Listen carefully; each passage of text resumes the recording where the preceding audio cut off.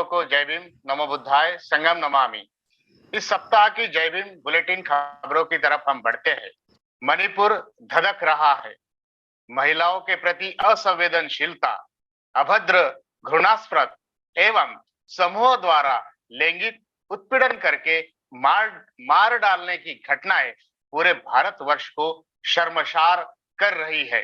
इस घटना का संज्ञान माननीय सुप्रीम कोर्ट ने लिया, तब जाके भारत के माननीय प्रधानमंत्री जी इस बारे में चंद शब्द बोले।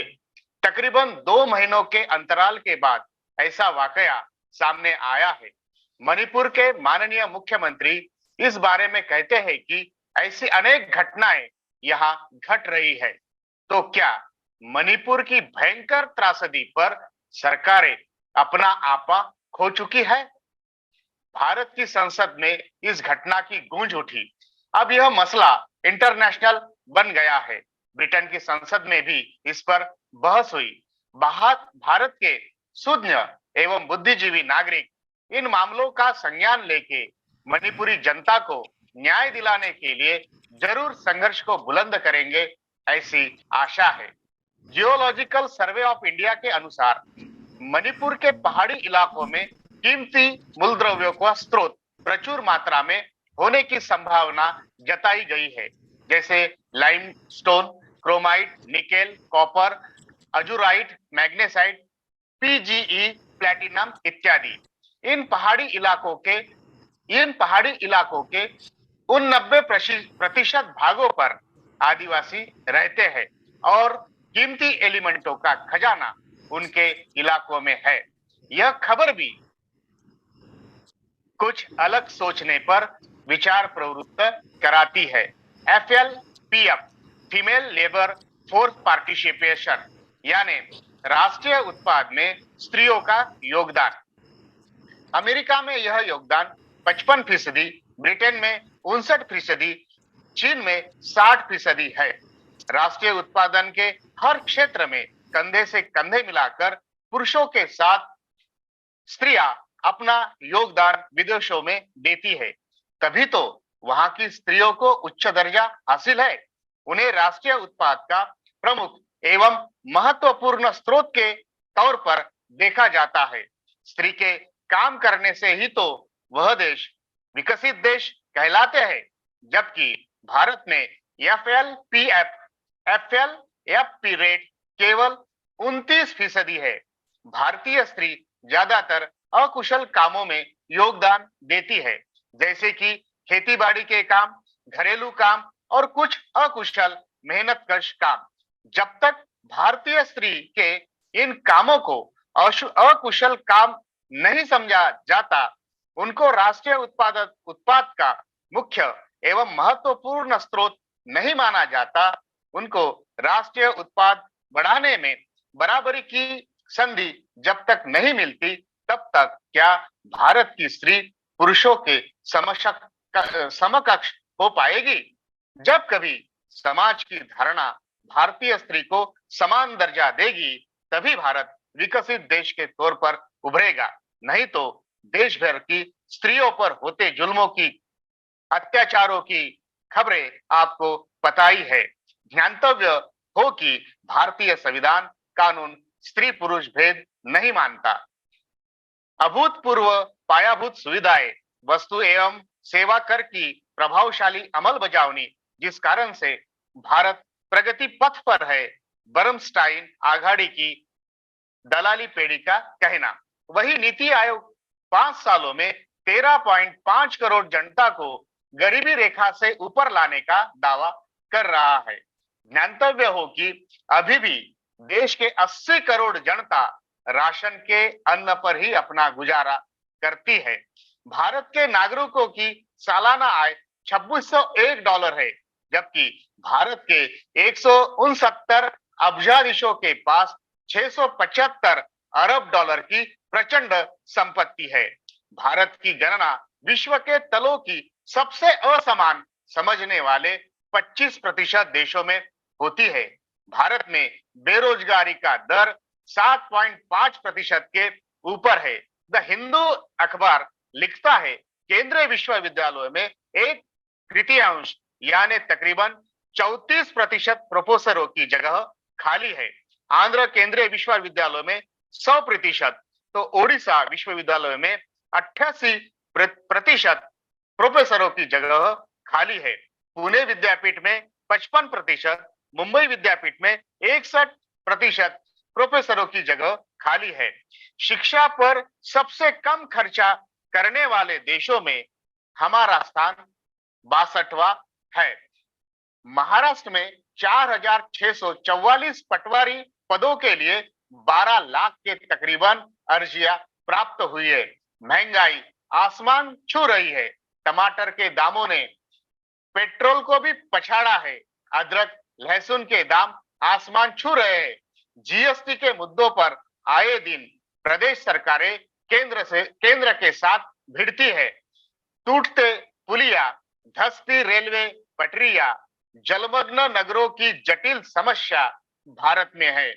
जून 2022 में 87,026 लोगों ने भारत की नागरिकता छोड़ी है, जबकि 2022 इस पूरे साल में 2,25,520 लोग भारत को छोड़ चुके हैं। 2011 से अब तक 18 लाख नागरिक भारत को छोड़ चुके हैं।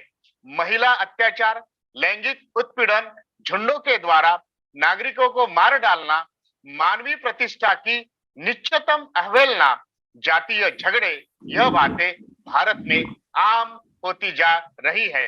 भारत का परिदृश्य आजकल ऐसा ही कुछ दिख रहा है। 2019 में विश्व की 61 करोड़ जनता भूखमरी की शिकार थी, जिसमें 12 करोड़ जनता की ओर जिसमें कि 12 करोड़ जनता की ओर भर पेट भर यह आंकड़ा 73 जिसमें 12 करोड़ जनता की ओर भर पड़कर यह आंकड़ा 73 करोड़ तक पहुंच गया है। विश्व जनसंख्या के 2.4 अरब लोग यानी 29.6% लोगों को पर्याप्त अन्न नहीं मिलता। इनमें से 90 करोड़ लोगों को खाने का तीव्र संकट झेलना पड़ता है। 3.1 अरब जनसंख्या यानी 42% विश्व की जनता को पोषण युक्त आहार नहीं मिलता। दक्षिण अमेरिका, आशिया के देशों में भूख का प्रश्न मिटाने में प्रगति की है, जबकि पश्चिम या कैरेबियन एवं अफ्रीकन देशों में भूखमरी की बड़ी समस्या है। अफ्रीका का 5 में का 1 व्यक्ति भूखमरी का शिकार है।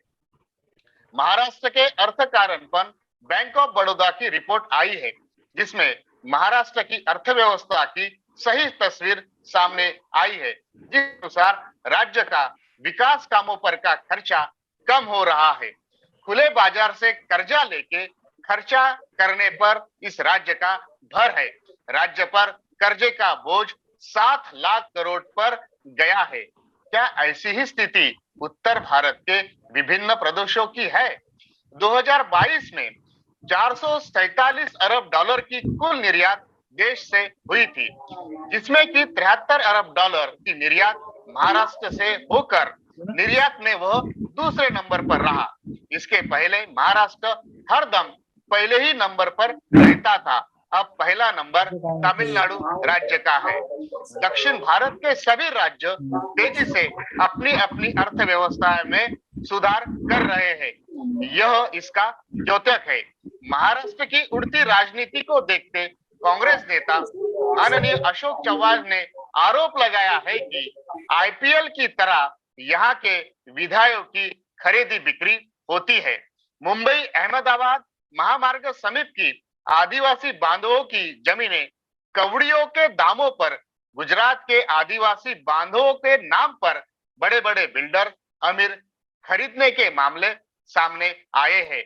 प्रशासकीय अधिकारों के तबादले के मामले पर दिल्ली सरकार के अधिकारों को केंद्र ने अध्यादेश लाकर पलट दिया था, जिस कारण दिल्ली सरकार सुप्रीम कोर्ट में गई। अब यह मामला सुप्रीम कोर्ट ने 5 सदस्यीय खंडपीठ के सामने रखा है। दिल्ली पुलिस की तटस्थ भूमिका के मद्देनजर सुप्रीम कोर्ट ने लैंगिक शोषण का मुख्य आरोपी बीजेपी सांसद को जमानत मंजूर की है। सुप्रीम कोर्ट की बेंच ने गुजरात उच्च न्यायालय का फैसला पलटते तीस्ता सेटलवाड को जामीन दी है। महाराष्ट्र में खोले जाएंगे 9 नए औद्योगिक महाविद्यालय। आईआईटी में पिछले 2 सालों में 2400 छात्रों ने पढ़ाई को छोड़ा, जिसमें एक रिपोर्ट के अनुसार 50 से 60% बच्चे मागास वर्गीय है। देश की बैंकों में बड़ी ठेव बचत की रकम अब ये 191.6 लाख करोड़ रुपए के रिकॉर्ड स्तर पर पहुंची। एमएसएमई उद्योग पिछले 2 सालों में 20,000 के करीब हुए बंद। वंदे मातरम ट्रेन के इवेंट पर होता है 1.5 करोड़ रुपए का खर्चा। 26 प्रमुख विरोधी पक्षों का बेंगलुरु कर्नाटक में हुआ बड़ा सम्मेलन, जिसके उपज में बना INDIA इंडिया नाम का नया अलायंस, जिसका नारा है भारत जुड़ेगा, इंडिया जीतेगा। इस सप्ताह की ध्यानाकर्षक खबरें थी। अब पूर्ण रूप खबर की तरफ हम बढ़ते हैं।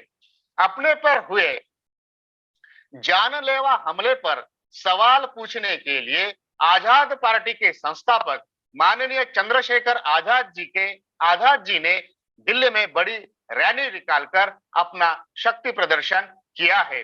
महाराष्ट्र में भी माननीय प्रकाश जी अंबेडकर द्वारा वंचित बहुजन आघाड़ी की गायरान जमीन बचाओ विशाल आंदोलन मुंबई में हुआ, जिसकी दखल लेते हुए 2,22,000 से अधिक गायरान जमीन अतिक्रमणधारियों को महाराष्ट्र सरकार ने न्याय दिखाते हुए उन पर की कार्रवाई रद्द की है। बेड़क गांव, सातारा जिला, महाराष्ट्र के 150 परिवारों ने विश्व विख्यात युग निर्माते युग नायक डॉक्टर अंबेडकर जी की गांव में बांधी जा रही कमान को ग्राम पंचायत के सरपंचों द्वारा गिराई जाने के विरोध में इन परिवारों ने अपने घरों को ताला लगाते हुए बाल बच्चे बूढ़ों के साथ डॉक्टर अंबेडकर जी की तस्वीर पकड़कर मुंबई की तरफ कूच किया, जिसमें उनकी गजब की संघ शक्ति दिखाई दी गई थी। इस संघर्षशील परिवारों को माननीय प्रकाश जी अंबेडकर जी ने फोन किया था तथा उनके लिए वकीलों की टीम भी सुसज्ज की थी, जिसका संज्ञान लेते हुए महाराष्ट्र सरकार ने दोषियों के खिलाफ एट्रोसिटी दाखिल की है और सरकारी खर्चे पर कमान बांधने का आश्वासन दिया है। यह अंबेडकरी समूह की संघ शक्ति का ही विजय है। प्रबुद्ध समाज एकजुट का विजय असो। तभी तो एकजुट होना पड़ता है, तभी तो सारे अधिकार मिलते हैं। जीत मिलती है। इसी कड़ी को आगे जोड़ते हुए हमारे बुद्धिजीवी समन भाई बहने 12 से 15 अगस्त 2023 को नागपुर की नागलोक बुद्ध विहार परिसर में बड़ी संगीति लगा रहे हैं, जिसकी चर्चा आए दिन हो रही है। इसको विशाल रूप देने का तथा यशस्वी बनाने का जिम्मा हमारे ऊपर, आपके ऊपर है। तो हम सब मिलते हैं नागपुर की पुण्य तथा कर्मठ आंदोलनकारी भूमि में। इन्हीं शब्दों के साथ मैं जय भीम बुलेटिन को विराम देता हूं। सभी के सहकार्य के लिए धन्यवाद। सभी को जय भीम, नमो बुद्धाय, संगम नमामि। आपका नम्र आशीष धम्मदर्शी, समण संघ, यवतमाल, महाराष्ट्र।